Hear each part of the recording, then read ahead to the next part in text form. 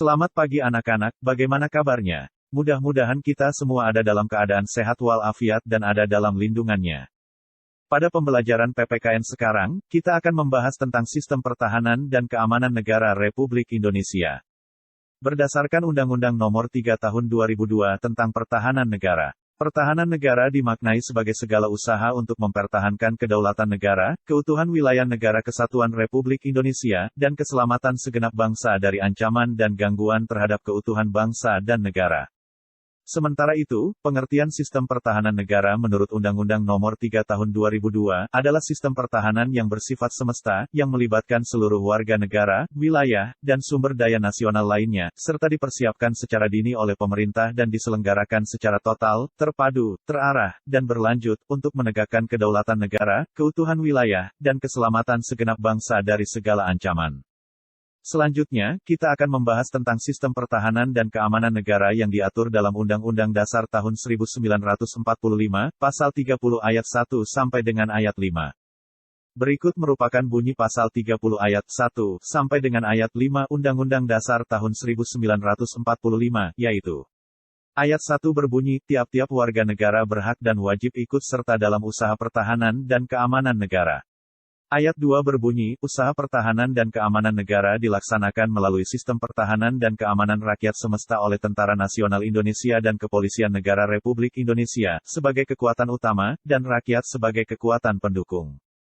Ayat 3 berbunyi, Tentara Nasional Indonesia terdiri atas Angkatan Darat, Angkatan Laut dan Angkatan Udara sebagai alat negara bertugas mempertahankan, melindungi, dan memelihara keutuhan dan kedaulatan negara. Ayat 4 berbunyi, Kepolisian Negara Republik Indonesia sebagai alat negara yang menjaga keamanan dan ketertiban masyarakat bertugas melindungi, mengayomi, melayani masyarakat, serta menegakkan hukum.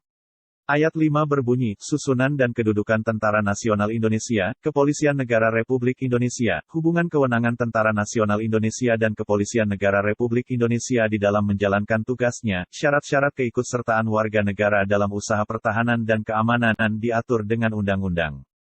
Berdasarkan Pasal 30 Undang-Undang Dasar tahun 1945 tersebut, usaha pertahanan dan keamanan negara Indonesia merupakan tanggung jawab seluruh warga negara Indonesia. Dengan kata lain, pertahanan dan keamanan negara tidak hanya menjadi tanggung jawab TNI dan Polri saja, tetapi masyarakat sipil juga bertanggung jawab terhadap pertahanan dan keamanan negara. Undang-Undang Dasar tahun 1945 juga memberikan gambaran, bahwa usaha pertahanan dan keamanan negara dilaksanakan dengan menggunakan sistem pertahanan dan keamanan rakyat semesta, disingkat Sishankamrata. Sishankamrata hakikatnya merupakan segala upaya menjaga pertahanan dan keamanan negara meliputi seluruh rakyat Indonesia, segenap sumber daya nasional, sarana dan prasarana nasional, serta seluruh wilayah negara sebagai satu kesatuan yang utuh dan menyeluruh.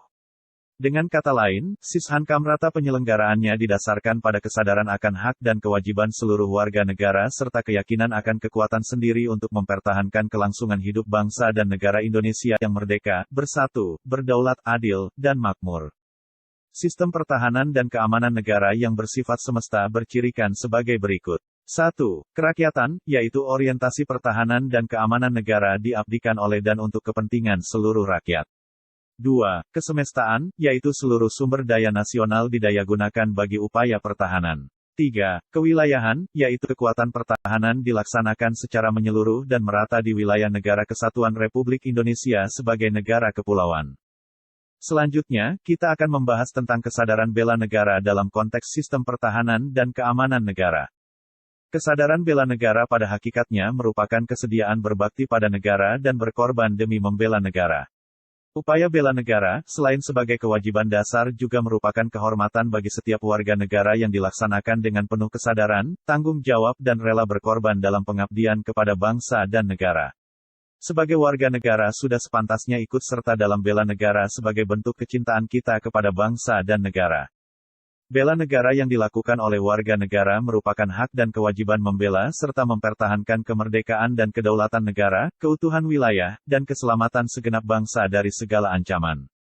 Pembelaan yang diwujudkan dengan keikutsertaan dalam upaya pertahanan negara merupakan tanggung jawab dan kehormatan setiap warga negara. Oleh karena itu, warga negara mempunyai kewajiban ikut serta dalam pembelaan negara. Berikutnya, kita akan membahas contoh upaya bela negara di berbagai lingkungan. Yang pertama, contoh upaya bela negara di lingkungan keluarga, di antaranya sebagai berikut. 1. Mengembangkan sikap saling mengasihi, saling menolong, saling menghormati dan menghargai antar anggota keluarga. 2. Menciptakan suasana rukun, damai, dan harmonis dalam keluarga. 3. Menjaga nama baik keluarga dengan perilaku yang terpuji atau mulia. 4. Bersikap sopan kepada orang yang lebih tua seperti ayah, ibu dan kakak. Kedua, contoh upaya bela negara di lingkungan sekolah, di antaranya sebagai berikut.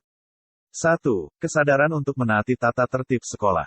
2. Menjaga nama baik sekolah. 3. Mengikuti upacara bendera. 4. Menjadi siswa yang berprestasi dan mengharumkan nama baik sekolah. Ketiga, contoh upaya bela negara di lingkungan masyarakat, di antaranya sebagai berikut. 1.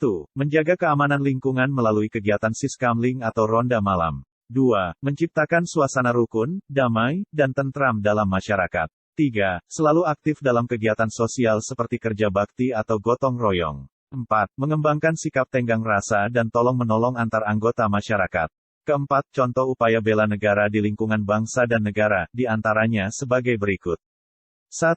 Mematuhi peraturan perundang-undangan yang berlaku. 2. Memperkokoh semangat persatuan dan kesatuan bangsa. 3. Membayar pajak tepat pada waktunya. 4. Pengabdian sesuai dengan profesi masing-masing. Demikian pembahasan materi pembelajaran PPKN tentang Sistem Pertahanan dan Keamanan Negara Republik Indonesia. Mudah-mudahan bermanfaat bagi kita semua.